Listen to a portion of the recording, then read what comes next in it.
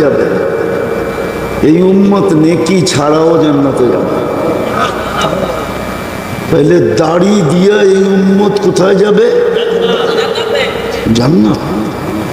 আল্লাহ বলতেছে ইন্নাল্লাহা লা ইস্তাহি বি শাইবাতিন শাইয়াবা ফিল ইসলাম, যে মুসলমান অবস্থায় দাড়ি পাকায় ফেললো, চাই একটা হোক,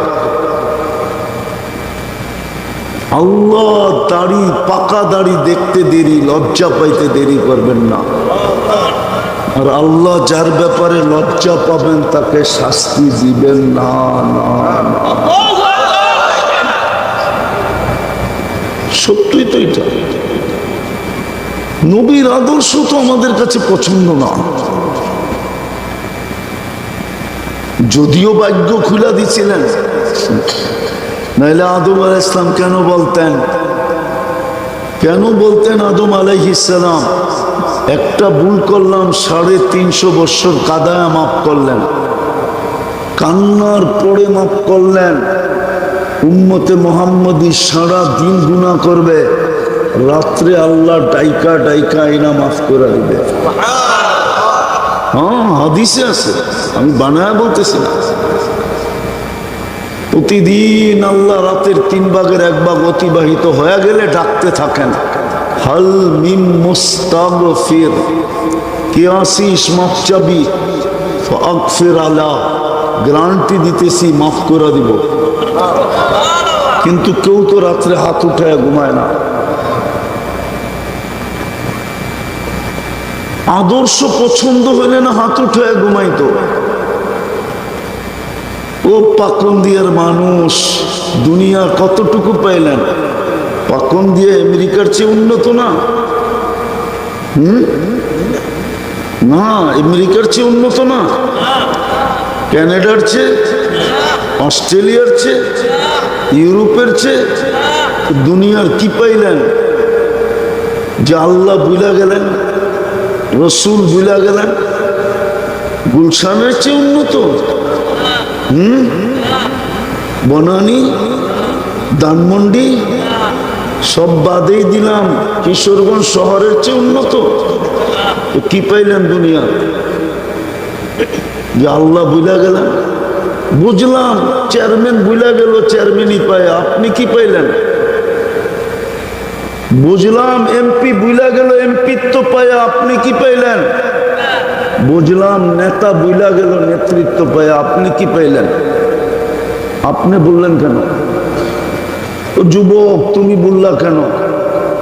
বুঝাও আমারে যুক্তি দিয়া। তুমি কি পাইয়া আল্লাহ বুইলা গেলা, বলো আমারে কি পাইলা তুমি? মা বোন আল্লাহ বুইলা গেল, কি পায়া? আরে বলুক না, অযৌক্তিক বলতেছি। কি পায়া আল্লাহ বুইলা গেলেন? কি পায়া ইসলাম বুইলা গেলেন? কি পায়া নবী বুইলা গেলেন?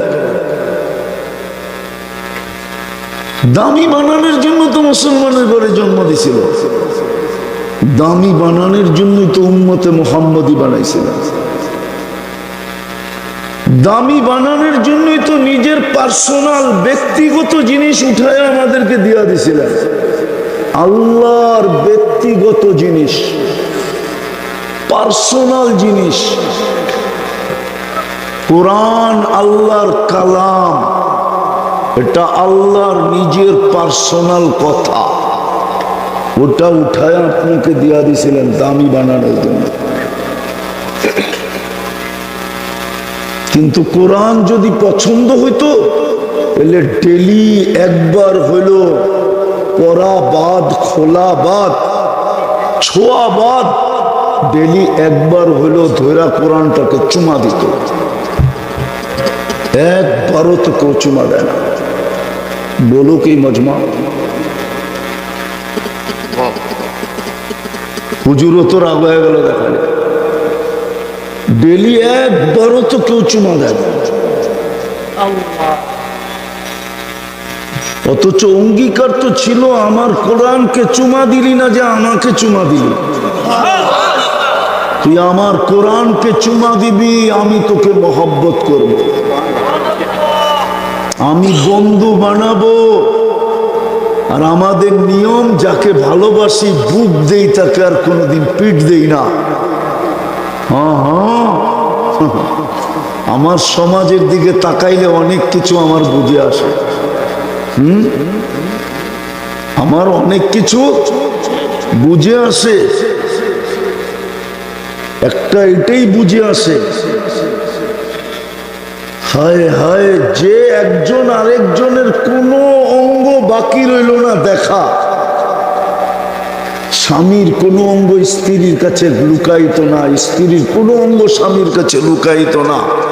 ওইখানে তালাক হয় কি করে? তালাক হয় না? হয় না? হ্যাঁ, বুঝা গেল এটা দুনিয়া। বুক দিলে বুক দিয়া পিটো দিতে পারে, বুক দিয়া পিটো দিতে পারে, দেয়। আল্লাহ এরকম না। দামি বানানোর জন্যই তো নিজের পার্সোনাল কালাম দিয়া দিলেন, কালামুল্লাহ। কিন্তু ডেলি একবার চুমা দিয়া দেখে না। বলেন দেন ডেলি? এইখানে এরকম লোক আছে, কবে চুমা দিছে বলতে পারবে না। চেহারায় বলে আমাকে, চেহারায়, রাগ হবেন না, চেহারায় বলে কবে চুমা দিছে কোরআনকে বলতে পারবে না। এরকম চেহারা দেখা যায় এখানে। রাগ হবেন না। কোরআন দিছিল দামি বানানোর জন্য। এটা আল্লাহর পার্সোনাল জিনিস, ব্যক্তিগত নিজের কালাম। দ্বিতীয় শেষ জায়গায় চলে আসছি, দ্বিতীয় পার্সোনাল জিনিস দিছিলেন দামি বানানোর জন্য। আল্লাহ নিজের ঘরটা উঠায়া আমাগরে দিয়া দিছে। আল্লাহ যে যেইখানে লাগাইতে চাইছে ওইখানেই বানাইতে দিছে, কোনো বাধা দেন নাই যে না আমার ঘর অনুন্নত জায়গায় কেন হবে, পাকুন্দিয়ার গ্রামে কেন হবে, হইলে হইলে উপজেলায় হবে, গ্রামে কেন হবে, চরে কেন হবে, জঙ্গলে কেন হবে, পাহাড়ের চূড়ায় কেন হবে, অজয় পাড়াগায় গ্রামে কেন হবে। এটা বলে না, বলছে যেইখানে বানাইতে চাস বানা আমার ঘর। আবার এটাও বলে না বিল্ডিং হইতে হবে, বলছে ছন দিয়া বানাইলেও হবে, খের দিয়া বানাইলেও হবে, পাতা দিয়া বানাইলেও হবে। সবকিছু বাদেই দিলাম, খালি জায়গাটা মাইপা নির্ধারণ করা, চারটা সুতা দিয়া চতুর্দিক দিয়া বেড়া দিলেও হবে। না হবে না? ওলামা কি কয় হবে না?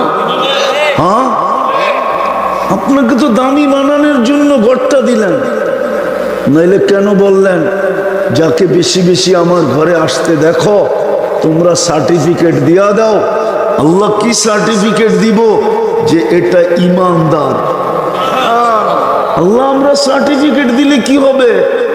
তোমরা সার্টিফিকেট দিতে দেরি, আমি জান্নাত লেখা দিতে দেরি করবো না। কেননা আমার জান্নাতের গেটে লেখা আছে লা ইয়াদখুলুহা ইল্লাল মুমিন, ইমানদার ছাড়া, দিনদার ছাড়া আমার এটায় কেউ ঢুকবে না, না না না।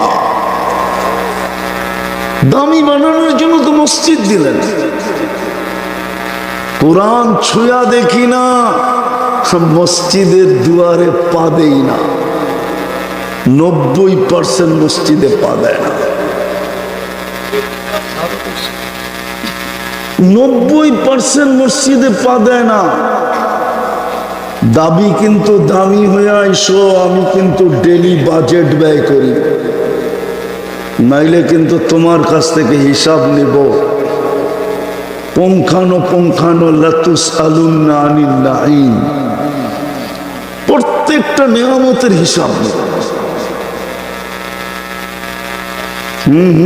প্রত্যেকটা শ্বাসের নিব, প্রত্যেকটা পানির ফোটার নিব। ফোটা পানি পান করেন না, পানি আপনার বিজ্ঞান এক ফোঁটা পানি বানানোর ক্ষমতা রাখে না। হ্যাঁ হ্যাঁ, বিজ্ঞান বলবে হাইড্রোজেন অক্সিজেন মিলাইলে পানি হয়, আমিও বলি পানি হয়, কিন্তু ওই পানির ভিতরে জীবন নাই, মৌত আছে, মৌত।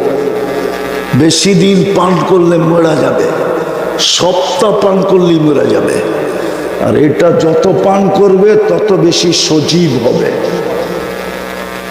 তত বেশি সুস্থ হবে, সবল হবে। আল্লাহ বলে ডেলি আমি ব্যয় করি তোমার পিছনে, বাজেট বিদায় দামি হয়ে আসো। আর দামি হওয়ার জন্য আমি চারটা জিনিস মৌলিক দেখাইলাম। ইসলাম দিলেন, উম্মতে মুহাম্মদী বানাইলেন, কোরআন দিলেন, নিজের ঘর উঠায় দিয়া দিলেন। দামি হইলে দাম পাবো, যেটা দেখাইলাম প্রথমেই, জান্নাতের বিনিময়ে কিনবে।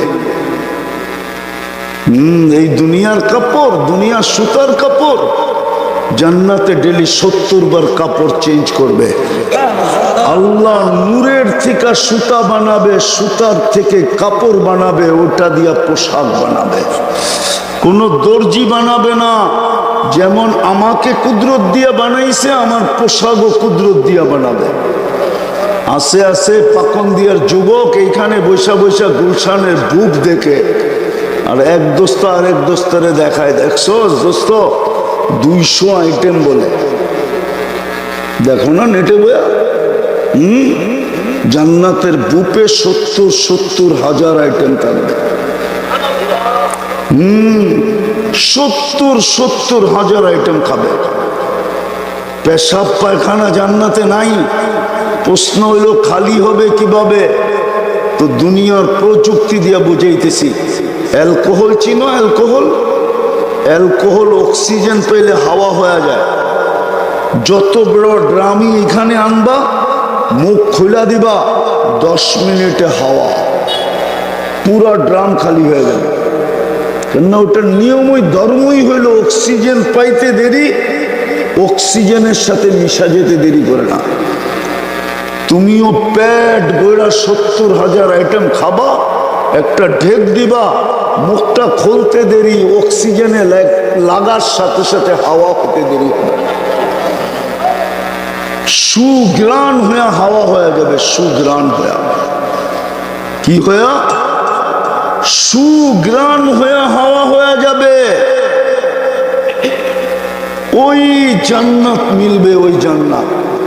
মা বোনরা ডেলি 70 বার লেহেঙ্গা চেঞ্জ করবে। জান্নাতে কোনো ময়লা হইলে ওয়াশিং মেশিন নাই, পুরান হইলে কোনো রাখার আলমারি নাই। ডেলিটা ডেলি শেষ। আজকে যেটা ইউজ করবে কালকে না, কালকে যেটা করবে পরশু না। প্রতিদিন 70 জোড়া আল্লাহ নতুন নতুন পাঠাবে। আর আজকে যেটা পড়লো ওটা বিলুপ্ত হয়ে যাবে। ওই জান্নাত মিলবে। মজাই মজা, মজাই মজা। জান্নাত যদি ঢুকতো তাহলে আল্লাহ রসুলের কথাই সত্য হইতো। লা ইয়ানামু তালিবুহা, জান্নাত যে চায় ওর ঘুম আসে না। উতলুবিল জান্নাতা জাহদাকুম, তখন ও সব কিছু লুটায়া দিয়া হইলেও জান্নাত নিতে চাবে। এমনকি জানটা পর্যন্ত লুটায়া দিয়া বলবে, জান দিয়া দিব, দাও জান্নাত। সাহাবা প্রমাণ দিয়া গেছেন।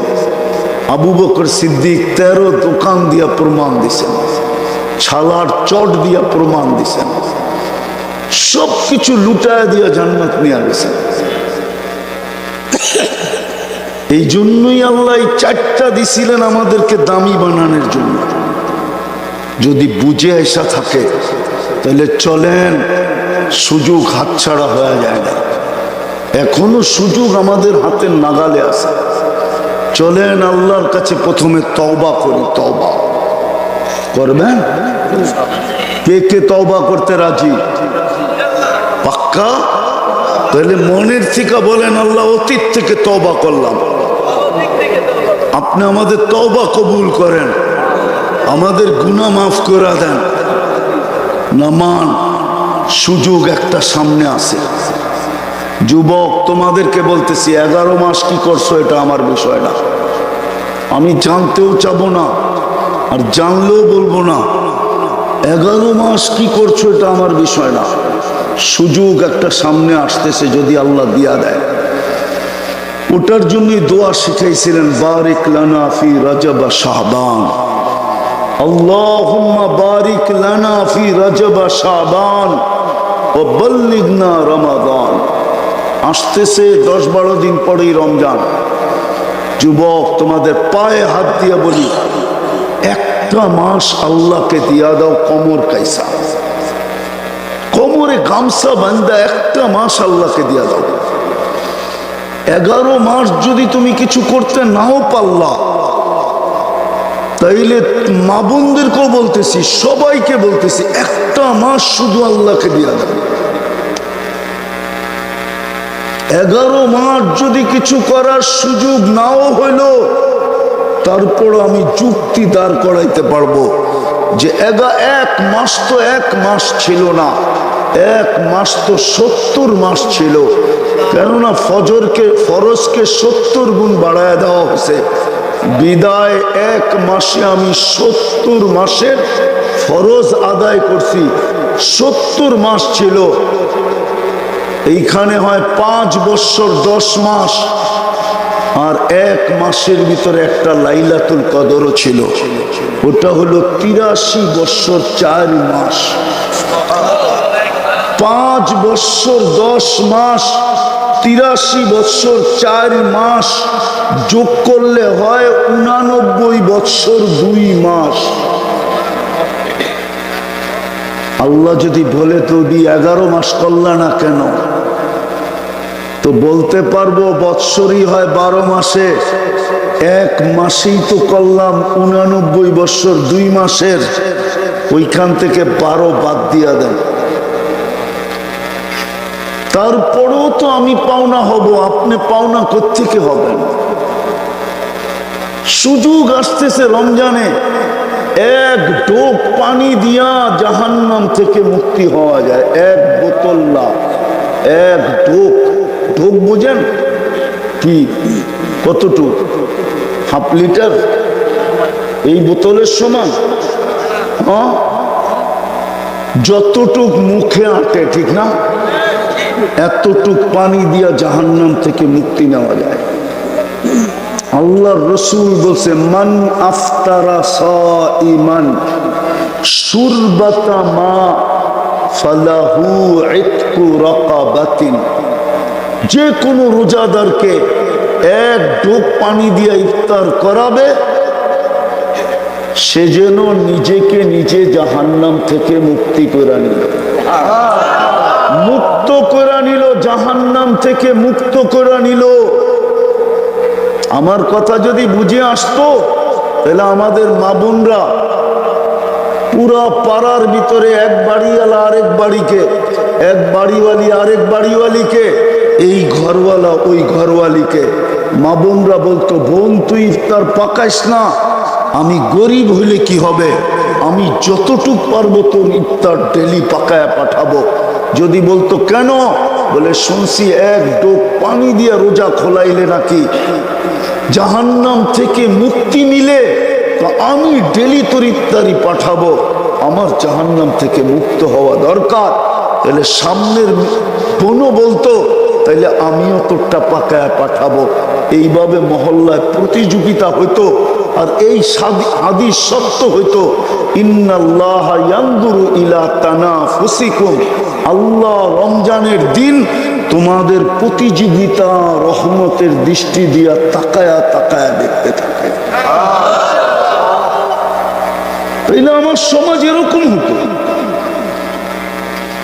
বিদায় আসেন, ওই সুযোগটা সামনে আছে। ইচ্ছা করলে 89 বৎসর 2 মাসের সওয়াব কামাইতে পারি আমি। যুবক, তোমাদের পায়ে হাত দিয়ে বলি, ইচ্ছা করলে 1 ঢোক পানি দিয়া কি করতে পারি? জাহান্নাম থেকে নিজেকে নিজে মুক্ত করতে পারি। আসেন রমজানটাকে কাজে লাগাই। যুবক, 11 মাস করো না, আপত্তি নাই। মা বোনদেরকে বলি, 11 মাস যাই ঝামেলার কারণে হয় না, আপত্তি নাই। সামনে রমজানটা আসতেছে, নাইলে আল্লাহ নারাজ না হয়ে যাক। আল্লাহ যদি নারাজ হয়ে গেল, আল্লাহ নারাজ, আল্লাহ যদি নারাজ হয়ে গেল আর জমিনকে যদি হুকুম দিয়া দিল, যেটা নিজেই বলছেন লাউ আমারতুল আরদা লাফতালাআত ফি বাতনিহা, আমি জমিনকে হুকুম দিতে দেরি, তোকে পেটে নিতে দেরি করবে না। হতে পারে জমিনকে হুকুম দিয়া দিবে, বেদামি হয়ে যেতে হবে, কোনো দাম না বেদামি। হতে পারে আমার মহল্লার কুকুর কিয়ামতের দিন আমাকে দেখা মুস্কি হাসি দিবে, বলবে হাসিস কেন? বলছে আকুনু তুরাবা, একটু পরে আমি মাটি হয়ে যাব আর তুই জাহান্নামের ইন্ধন হবি। দুনিয়াতে বহুতবার তোকে সতর্ক করছিলাম। আমি লেখি নাই, বাইজিদ বুস্তামি রহমতুল্লাহ আলাইহি লেখছেন, কুকুর যখন মানুষকে দেখা আওয়াজ করে তো সে আওয়াজ করে না, সে বলে আনকিজ নাফসাকা মিন গাযাবিল জাব্বার, তুই আল্লাহর আযাব থেকে তোকে বাঁচা, কেননা তুই আল্লাহর আযাব সওয়ার মতো শরীর তোর কাছে নাই, তুই আল্লাহর আযাব সইতে পারবি না। কুকুর কেউ কেউ করে না, কুকুর তো সতর্ক করে, সতর্ক। বিশ্বাস হয় না? কুকুর সতর্ক করে আমাদের। হ্যাঁ হ্যাঁ, এই জন্যই তো আব্দুল কাদের জিলানী রহমতুল্লাহ আলাইহি লেখছেন, শুকর সকালবেলা উঠা বলে আল্লাহ আমি চক্ষু খুলবো, কাইলা ইয়াকা আউয়ালা নাজরিন আলা মান লা ইউসাল্লি, ও আল্লাহ আমার প্রথম দৃষ্টিটা যেন কোনো বেনামাজির উপরে না পড়ে। তুমি 5 বার ডাকলা, তোমার মতো সত্তা 5 বার ডাকলো, আরো 5 বারে আসলো না, মসজিদে সাড়া দিল না, ও তো আমার চোখে আমার চেয়েও নিকৃষ্ট। বিদায় আমি ওকে প্রথম দৃষ্টিতে দেখতে চাই না, না না না। তওবা যখন করলেন, চলেন আজকে 3-4টা জিনিসের অঙ্গীকার করি, পারবেন? হ্যাঁ, মনের থেকে না ঠোঁটের থেকে? তাইলে কিন্তু ওয়াজ সাকসেস, নাইলে সময় কেটে যাবে, অনুষ্ঠান হয়ে যাবে। ডেলি 2 বেলা তওবা করেন, আর যদি আপনি অভ্যস্ত হইতে পারেন ইসলাম নিয়ে আসেন, আমি লেখা দিব, আপনি যেমন মার পেটের থেকে আসছেন এরকম কবরে যাবেন। নিষ্পাপ আসছেন, নিষ্পাপ যাবেন। ঘুমানের আগে তওবা করে ঘুমান, যে উঠলে সকাল হবে, না উঠলে পরকাল হবে। সকালে ঘুমের থেকে উল্টা তওবা করেন, হতে পারে আজকে সূর্য ডুবা নাও দেখতে পারি। পারবেন ডেলি 2 বেলা তওবা করতে? কে কে পারবেন দেখি? পাক্কা? নামান নামান নামান। আর ডেলি কোরআনটাকে একটা চুমা দেন, কেননা কোরআন যদি বিরুদ্ধে চলে যায় তাহলে আমাদের নবীজির চোখের পানি বেকার হয়ে যাবে। সবাইকে বাহির করে দুজক থেকে নিয়ে আসবেন বটে, কিন্তু ওদেরকে নিয়ে আসতে পারবেন না। ইল্লা হাবাসাহুল কোরআন, কোরআন যাদের বিরুদ্ধে চলে যাবে তাদেরকে বাহির করে আনবেন না। হ্যাঁ হ্যাঁ হ্যাঁ, আপনি বৎসরে কোরআনটাকে একবার চুমা দেন না, কোরআন আপনার পক্ষে যায় কি করে? এই জন্য বলতেছি ডেলি একটা চুমা দেন, যাতে কোরআন আপনার পক্ষে থাকে, পক্ষে। কোরআনকে বিরুদ্ধে নিয়েন না। পারবেন ডেলি চুমা দিতে? না কষ্ট হবে চুমা দেওয়া? কোরআন নাই ঘরে? হ্যাঁ, ডেলি নেন, একটা চুমা দিয়ে রেখা দেন। এটাও যদি কষ্ট হয় তাইলে আপনি লেখা রাখেন, আপনার আমার কপালে জুতা আছে। এতটুকু পারবেন না ডেলি একটা চুমা দিতে? পারবেন ইনশাআল্লাহ। তৃতীয়, আজকের থেকে মসজিদটা ভরা দেন। মসজিদ কাঁদতেছে, আল্লাহ মুসল্লি নাই। জমিন কাঁদতেছে, নামাজি নাই। 90% মুসলমান মসজিদে যায় না, 90% মা বোনরা নামাজ পড়ে না। আমার জাতির 2 সম্প্রদায় যদি দিনদার হতো এক হইলো মা বোনরা, এক হইলো যুবকরা, তাহলে আমার পুরা জাতি দিনদার হতে বাধ্য হতো। ওটার প্রমাণ নিবেন? তাহলে প্রমাণ 5 তারিখ। কি 5 তারিখ হলো প্রমাণ। এর আগে তো মনে মনেও ভাবতে পারতো না যে 1 সুতা সরানো। মনে ভাবলেও মেশিন দিয়া বাইর করে দইরা নিয়ে আয়নাঘর। আমার যুবকরা রাস্তায় বাইর হইতে দেরি, আগেরটা তো তোমরাই জানো, ঠিক না? কেন আমি ওই দিন ছিলামই না, আমি করতে জানি না। আমি তো ওই দিন জমিনেই ছিলাম না, আকাশে ছিলাম, আকাশে। ওই দিন আমি ইংল্যান্ড থেকে কানাডায় যেতেছিলাম, নামার পরে শুনছি স্বাধীন হয়ে গেছে।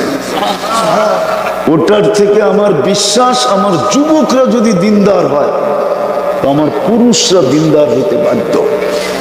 আমার মা বোনরা যদি দিনদার হয় তো ঘরের পুরুষরা, বাচ্চা কাচ্চা দিনদার হতে বাধ্য। এই জন্যই মনে হয় কিতাবে এটা লেখছে, নাইলে লিখতো না, যে যেই জাতির 2 সম্প্রদায় দিনদার, যুবক আর নারী, পুরা জাতি দিনদার হতে বাধ্য। মসজিদের সাথে সম্পর্ক জুড়বেন? কে কে জুড়বেন দেখি? পাক্কা? শেষ শেষ এই রমজানটাকে জীবনের শেষ রমজান মনে করা, বিশেষ করে যুবকদের পায়ে হাত রাখি। তোমরা এই রমজানটাকে কোমর কাইছা, গামছা কোমরে বান্দা, একদিনও যেন ইবাদত না, তারাবি না, 5 ওয়াক্ত নামাজ না, রোজা, কোনোটাই যেন। রমজানের বাহিরে 3 বার সূরা ইখলাস পড়লে 1 খতম কোরআনের সওয়াব, রমজানে পড়লে 70 খতম কোরআনের সওয়াব। বলো যুবক, যদি ডেলি তুমি 1 বার পড়লা সূরা ইখলাস 3 বার, তাহলে কত খতম? 70, ঠিক না? হ্যাঁ ঠিক না? 30 দিনে কত হবে? 2100 খতম কোরআনের সওয়াব হবে তোমার। কত কত? 2100, 2100। কত? হ্যাঁ 2100। এই জন্য তোমাদের পায়ে হাত দিয়া বলি, এই রমজানটা যেমন কাটাইলে 89